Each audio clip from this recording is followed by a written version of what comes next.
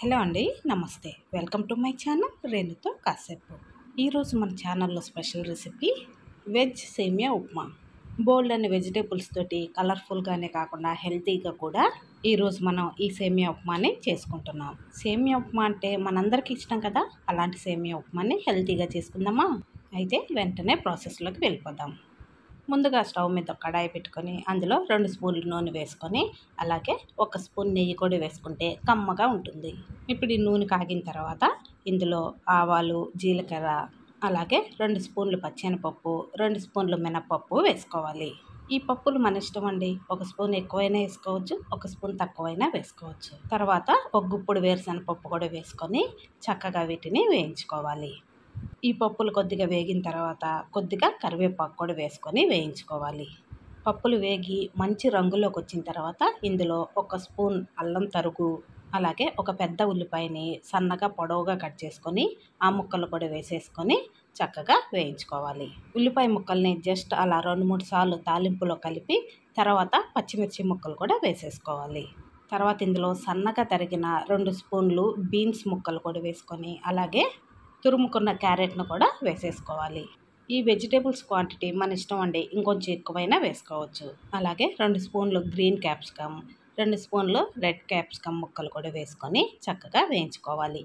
ఈ వెజిటేబుల్స్ అన్నీ ఎంత ఫైన్గా కట్ చేసుకుంటే అంత టేస్ట్ బాగుంటాయి, త్వరగా ఉడుకుతాయి కూడా. ఇలా 2 నిమిషాలు ఫ్రై చేసుకున్న తర్వాత మూత పెట్టుకొని 2-3 నిమిషాలు కుక్ చేసుకోవాలి. తర్వాత మూత తీసి ఒకసారి కలుపుకొని ఇందులో సేమియా వేసేసుకోవాలి. నేను 2 కప్పులు సేమియా తీసుకున్నాను. మీరు ఇంట్లో ఉన్న ఏ కప్తో అయినా కొలుచుకొని వేసుకోవచ్చు. నేనైతే ఈ కప్ తోటి 2 కప్పులు సేమియా తీసుకున్నాను. ఇప్పుడు ఈ సేమియాని ఫ్లేమ్ మీడియంలో పెట్టుకొని చక్కగా కలర్ మారేదాకా వేయించుకోవాలి.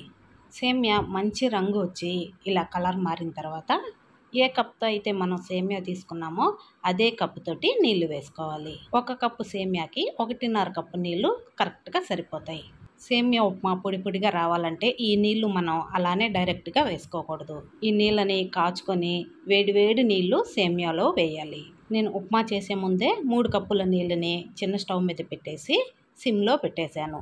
ఉప్మా రెడీ అయ్యే లోపల నీళ్ళు కూడా మరిగిపోయినాయి. ఆ నీళ్లు వేసేసాను. నీళ్లు వేసిన తర్వాత ఇందులో చాప్ చేసుకున్న కొత్తిమీర కూడా వేసుకొని చక్కగా కలుపుకొని మూత పెట్టేసుకొని ఒక 5 నిమిషాలు మగ్గించుకోవాలి. తర్వాత ఫ్లేమ్ హైలో పెట్టుకొని కలుపుకుంటూ ఉండాలి. తర్వాత మళ్ళీ ఫ్లేమ్ లోలో పెట్టేసుకొని మూత పెట్టుకొని మగ్గించుకోవాలి. ఉప్మా ఈ స్టేజ్లో ఉన్నప్పుడు రుచికి సరిపోను ఉప్పు కూడా వేసుకొని చక్కగా కలుపుకోవాలి. ఫైనల్గా ఇందులో వేయించుకున్న జీడిపప్పు కూడా వేసుకొని చక్కగా కలిపేసుకొని మరో 2 నిమిషాలు మూత పెట్టేసుకుంటే కాసేపటికి ఉప్మా పొడిలాడుతూ వచ్చేస్తుంది. మీరు కావాలంటే జీడిపప్పుని తాలింపు గింజలు వేయించుకునేటప్పుడు కూడా వేయించుకోవచ్చు, కానీ ఇప్పుడు వేస్తే కరకరలాడుతూ ఉంటాయి. వేడి మీద ఇలా కనిపిస్తుంది. కొంచెం చల్లారాక పొడిగా చక్కగా సేమియా ఉప్మా వచ్చేస్తుంది. సన్నగా చాప్ చేసాం కాబట్టి పిల్లలకి వెజిటేబుల్స్ ఉన్న సంగతి కూడా తెలీదు. చాలా టేస్టీగా ఉంటుంది. ఒకసారి నేను చెప్పిన పద్ధతిలో సేమియా ఉప్మాని ట్రై చేయండి. ఎలా వచ్చిందో నాకు కామెంట్ సెక్షన్లో చెప్పండి. వీడియో నచ్చితే లైక్ చేయండి, షేర్ చేయండి, కామెంట్ చేయండి. తప్పకుండా సబ్స్క్రైబ్ చేసుకొని రోజు ఫాలో అవ్వండి. Thank you for watching. Eat healthy, stay healthy.